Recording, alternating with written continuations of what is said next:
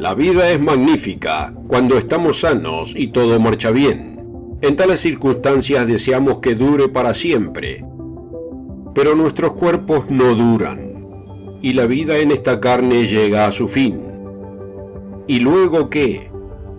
Muchos creen que tenemos un alma inmortal que va inmediatamente al cielo o desciende a un lugar de tormento eterno. Los ministros lo enseñan a sus congregaciones, y los padres se lo enseñan a sus hijos. ¿Pero es esto lo que la Biblia dice sobre lo que sucede cuando nos morimos? No hay pregunta más importante que ¿qué sucede cuando uno muere? ¿Puede saberlo? ¿Y dónde puede encontrar la respuesta? La ciencia no ofrece respuestas. Los filósofos especulan y discrepan entre sí. Algunas religiones orientales enseñan la reencarnación, pero sin pruebas. Solo la Biblia da una respuesta creíble, pero no es la que la mayoría cree. Usted debe saberlo con certeza.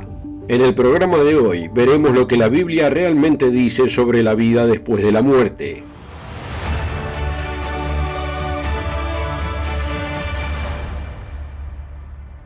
Una cálida bienvenida a todos desde el mundo de mañana, donde hoy haremos la pregunta: ¿qué ocurre cuando uno muere? Y le daré la respuesta directamente desde las páginas de la Biblia. Las tradiciones, transmitidas de generación en generación, han arraigado el tema de la doctrina pagana de que tenemos un alma inmortal que va al cielo o al infierno al morir. Esta tradición debe ser cuestionada desde la propia Biblia. La palabra que se traduce como alma en las Escrituras proviene del hebreo nefesh. Se usa por primera vez al describir la creación del hombre. Fíjese en Génesis 2, versículo 7.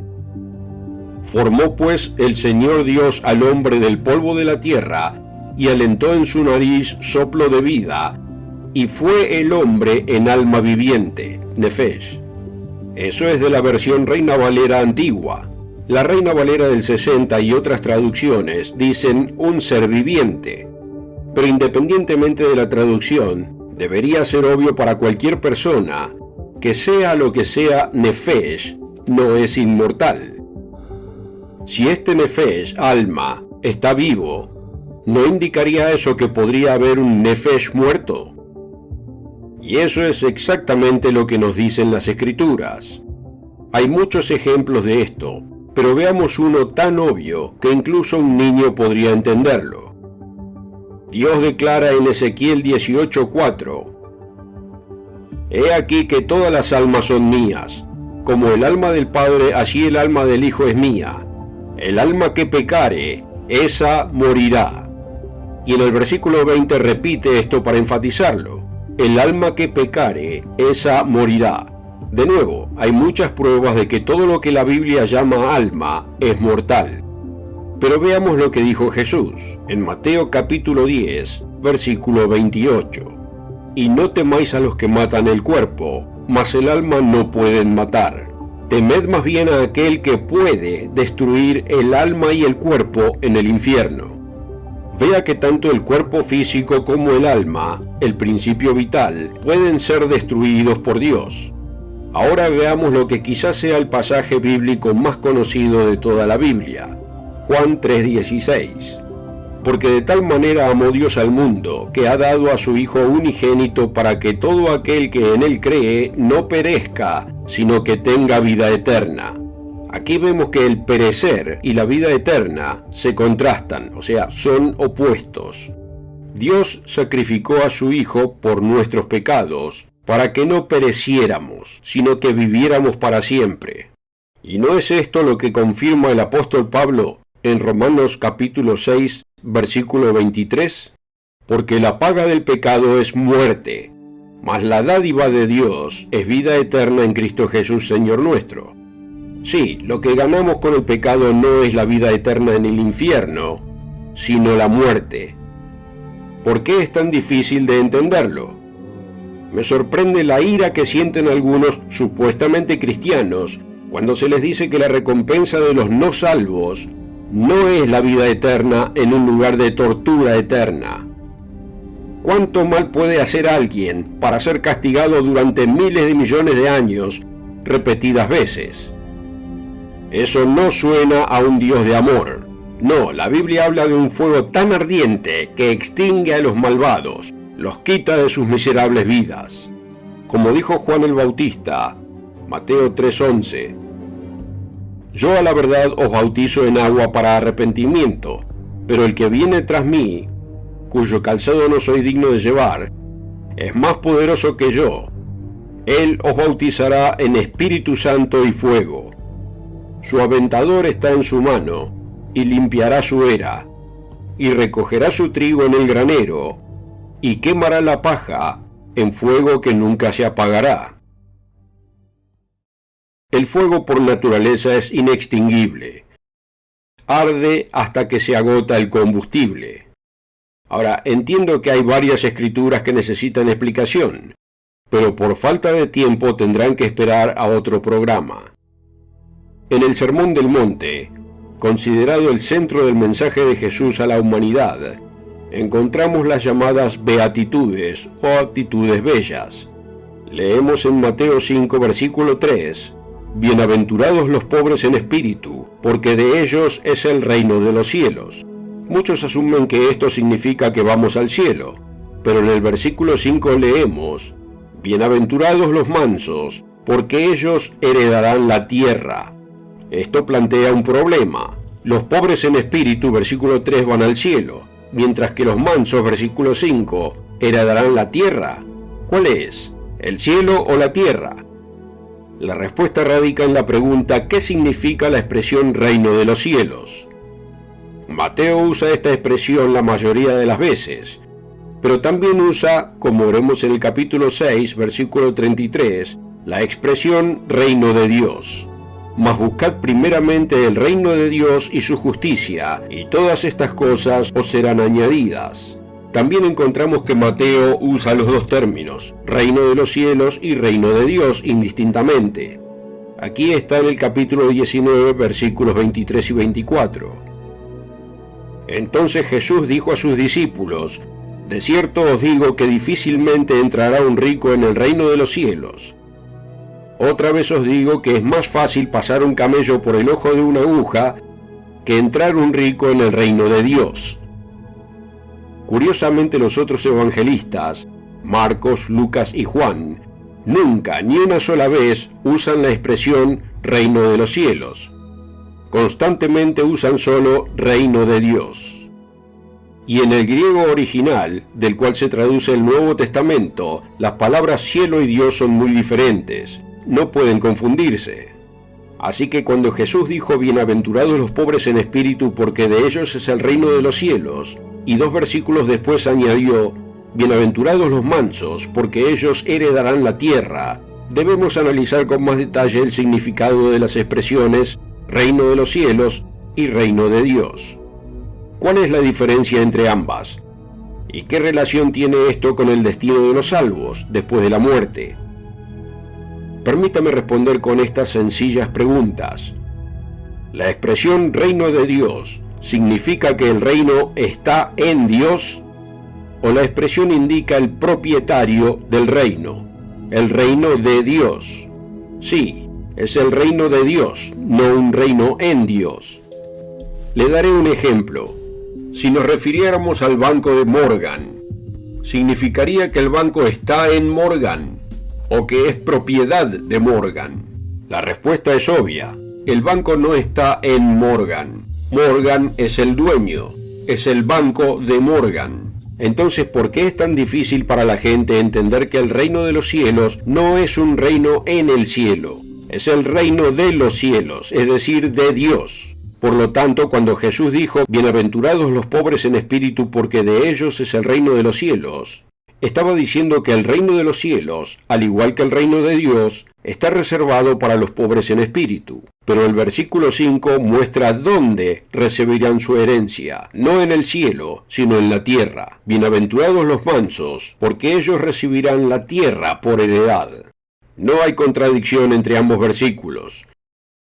La noche en que fue traicionado, Jesús dijo a sus discípulos, en Juan capítulo 14, versículos 1 y 2, no se turbe vuestro corazón, creéis en Dios, creed también en mí. En la casa de mi padre muchas moradas hay. Si así no fuera, yo os hubiera dicho. Voy pues a preparar lugar para vosotros. A primera instancia esto podría parecer que iremos al cielo a vivir en mansiones suntuosas. Pero el siguiente versículo aclara el tema al decir: y si me fuere y os preparare lugar, vendré otra vez y os tomaré a mí mismo, para que donde yo estoy, vosotros también estéis. Y esto nos lleva a una pregunta importante. ¿Dónde estará Jesús? Debemos leer la Biblia con cuidado. Un ejemplo de un malentendido que tuvieron los discípulos es una advertencia para que prestemos atención. Está en Juan capítulo 21. El contexto es cuando Jesús le dijo a Pedro algo sobre su futuro. Comenzaremos en el versículo 18. De cierto te digo, cuando eras más joven te ceñías e ibas a donde querías, mas cuando ya seas viejo extenderás tus manos y te ceñirá otro, y te llevará a donde no quieras. Fue entonces cuando Pedro quiso saber qué sucedería a Juan. Fíjese en el versículo 21. Cuando Pedro le vio, dijo a Jesús: Señor, ¿y qué de éste? Jesús le dijo: si quiero que él quede hasta que yo venga, ¿qué a ti? Sígueme tú. Observe cómo esta simple declaración fue ampliamente malentendida. Versículo 23. Este dicho se extendió entonces entre los hermanos, que aquel discípulo no moriría. Pero Jesús no le dijo que no moriría, sino: si quiero que él quede hasta que yo venga, ¿qué a ti? Es muy fácil leer en las Escrituras algo que no existe, especialmente si le han dicho eso durante toda su vida. Y eso es lo que muchos hacen. Han oído que la gente va al cielo al morir y lo leen en las Escrituras cuando no dice tal cosa. Como ya hemos visto, cuando la gente ve las palabras reino de los cielos, leen que nos vamos al cielo. Pero como he mostrado, la expresión reino de los cielos indica propiedad en vez de ubicación. Pues cuando dice reino de Dios no significa que el reino esté en Dios, sino que el reino le pertenece a Dios. El reino pertenece al cielo, es decir, a Dios. Hay más escrituras de las que no tengo tiempo para abordar que erróneamente se cree que apoyan ir al cielo, y muchas están cubiertas en nuestra literatura qué sucede después de la muerte. Pero vayamos al meollo del asunto. Jesús nos dice en Juan capítulo 12, versículo 26, si alguno me sirve, sígame, y donde yo estuviere, allí también estará mi servidor. Si alguno me sirviere, mi Padre le honrará. Pero, ¿dónde nos dice la Biblia que estará? Tras su resurrección y tras aparecer en numerosas ocasiones a sus discípulos y a otros durante 40 días, leemos que fue llevado al cielo mientras lo observaban. Luego leemos en Hechos capítulo 1, y estando ellos con los ojos puestos en el cielo, entre tanto que él iba, he aquí se pusieron junto a ellos dos varones con vestiduras blancas, los cuales también les dijeron: varones Galileos, ¿por qué estáis mirando al cielo? Este mismo Jesús que ha sido tomado de vosotros al cielo, así vendrá como le habéis visto ir al cielo. También leemos de su regreso a la tierra en Apocalipsis 22, versículo 12. Si tiene una Biblia con letras rojas, verá que estas son las propias palabras de Jesús. He aquí yo vengo pronto, y mi galardón conmigo, para recompensar a cada uno según sea su obra. Sí, él regresará a la tierra, y su galardón está con él. Y con esto concuerdan muchas otras escrituras, tanto en el Antiguo como en el Nuevo Testamento. Por ejemplo, el profeta Zacarías es explícito al decir que el Mesías regresaría para gobernar la tierra. Y no habla sentimentalmente de gobernar en nuestro corazón. Vea que la fecha se refiere al día del Señor, el tiempo futuro en el que Dios intervendrá dramáticamente en los asuntos mundiales. Comenzando el capítulo 14, versículo 1. He aquí el día del Señor viene, y en medio de ti serán repartidos tus despojos, porque yo reuniré a todas las naciones para combatir contra Jerusalén, Después saldrá el Señor y peleará con aquellas naciones como peleó en el día de la batalla, y se afirmarán sus pies en aquel día sobre el monte de los olivos, que está enfrente de Jerusalén al oriente. Ahora note que esto aún no ha sucedido. No se trata de su primera venida, sino de su segunda venida. Y el monte de los olivos se partirá por en medio hacia el oriente y hacia el occidente, haciendo un valle muy grande, y la mitad del monte se apartará hacia el norte y la otra mitad hacia el sur. El profeta continúa en el versículo 9, y el Señor será rey sobre toda la tierra. También explica que todas las naciones serán convocadas a adorar al Rey Jesucristo en Jerusalén, y cualquier nación que no asista a celebrar la fiesta de los tabernáculos y a adorar al Rey, no tendrá lluvia. Búsquelo. Léalo usted mismo en Zacarías 14. Solo anótelo y compruébelo en Zacarías 14. No podemos confiar en la tradición, ni siquiera en la que supuestamente proviene de la Biblia. Debemos leer en la Biblia lo que realmente dice. Los judíos de la época de Jesús sabían que él predicaba las buenas nuevas del reino venidero de Dios, que creían que se establecería en su época. Por eso les dio la parábola de las minas. Leemos sobre esta parábola en Lucas capítulo 19. Leamos comenzando en el versículo 12. Dijo pues, un hombre noble se fue a un país lejano para recibir un reino y volver. Y llamando a 10 siervos suyos, les dio 10 minas, y les dijo, negociad entre tanto que vengo. Pero sus conciudadanos le aborrecían, y enviaron tras él una embajada diciendo, no queremos que éste reine sobre nosotros. Aconteció que vuelto él después de recibir el reino, mandó llamar ante él a aquellos siervos a los cuales les había dado el dinero, para saber lo que había negociado cada uno. Vino el primero diciendo, Señor, tu mina ha ganado 10 minas. Él dijo, está bien, buen siervo, por cuanto en lo poco has sido fiel, tendrás autoridad sobre 10 ciudades. Vino otro diciendo, Señor, tu mina ha producido 5 minas. Y también a este dijo, tú también, sé sobre 5 ciudades. Note que dijo que iría a un país lejano para recibir un reino y volver.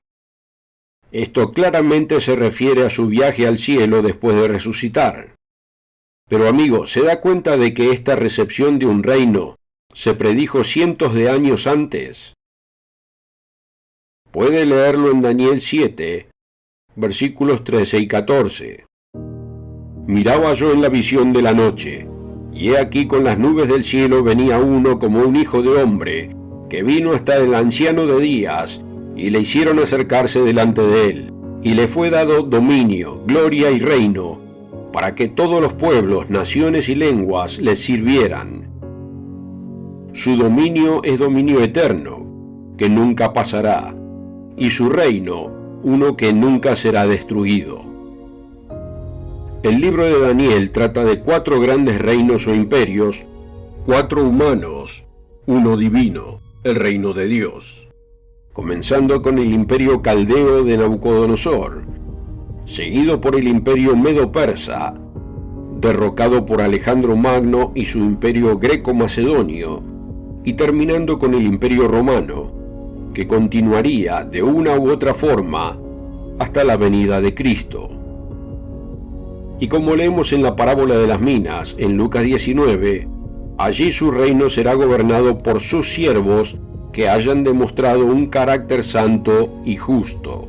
Así es como Daniel armoniza esta idea en el versículo 27, y que el reino y el dominio y la majestad de los reinos debajo de todo el cielo sea dado al pueblo de los santos del Altísimo, cuyo reino es reino eterno, y todos los dominios le servirán y obedecerán. Y por si todo esto fuera poco, Apocalipsis 5 versículos 9 y 10 nos dicen exactamente desde dónde gobernarán los siervos de Cristo. Veámoslo en Apocalipsis capítulo 5. Y cantaban un nuevo cántico diciendo, digno eres de tomar el libro y de abrir sus sellos, porque tú fuiste inmolado, y con tu sangre nos has redimido para Dios, de todo linaje y lengua y pueblo y nación, y nos has hecho para nuestro Dios reyes y sacerdotes, y reinaremos sobre la tierra. Espero que este video le haya sido útil. Si lo encontró útil y quiere aprender más, asegúrese de pedir el recurso gratuito ¿Qué sucede después de la muerte? En el enlace de la descripción o en elmundodemañana.org. Aquí en El Mundo de Mañana le ayudamos a entender su mundo a través de las páginas de la Biblia. Dele me gusta, suscríbase y dele a la campanita para no perderse otro video. Gracias por seguirnos. Hasta la próxima.